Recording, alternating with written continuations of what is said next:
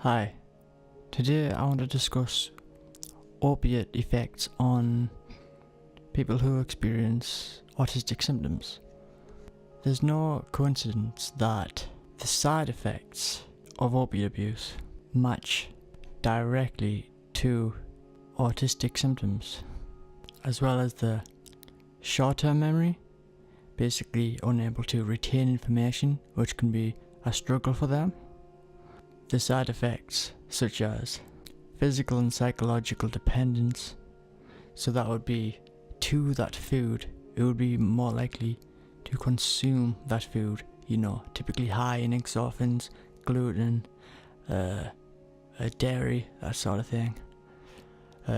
Severe constipation, overactive allergies, sleepiness, groggy throughout the day, maybe sleeping until 1 or 2, respiratory depression, almost like asthma, abnormally low heart rate, it's a common one, gastrointestinal pain, insanely common with autistic symptoms, heightened pain sensitivity, sensory overload type of thing, changes in temperament or cognitions.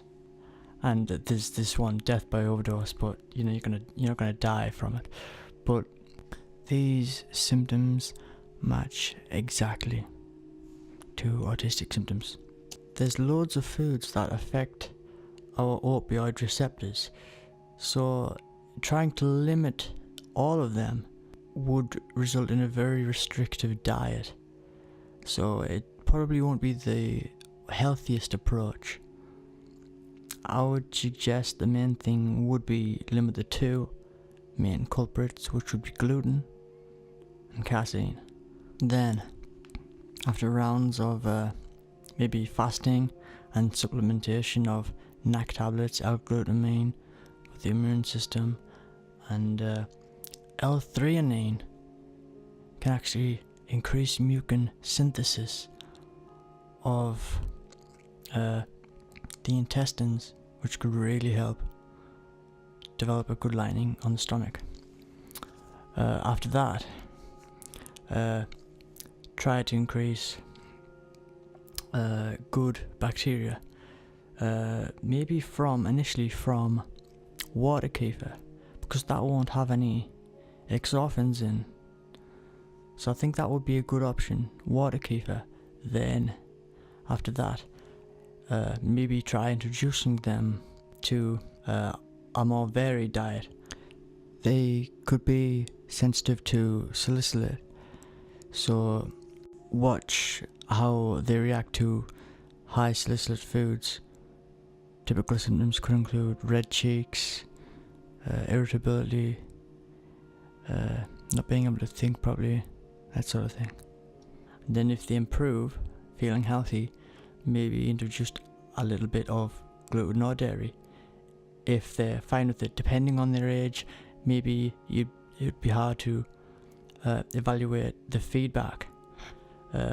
You wouldn't know how it affected them fully. You're not in their head. But so maybe wait to a certain age before introducing them gluten and dairy back into their diet. But them are the two main sources, gluten and casein. And then after that, what I do, I make my homemade's goat yogurt and kefir, which is great for good, healthy gut bacteria, which really helps digestion and improves the mood, improves loads of things.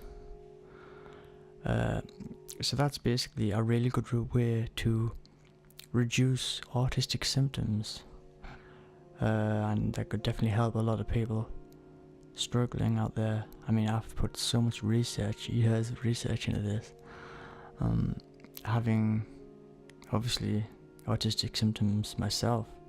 I've experienced them my whole life. I know how hard it is, how hard it can be. So I'm making these videos to help people. I want to help a lot of people. Hopefully they get a lot of views. But if I could help just a small group of people, that'd be fine. So, thank you for watching this video. Goodbye.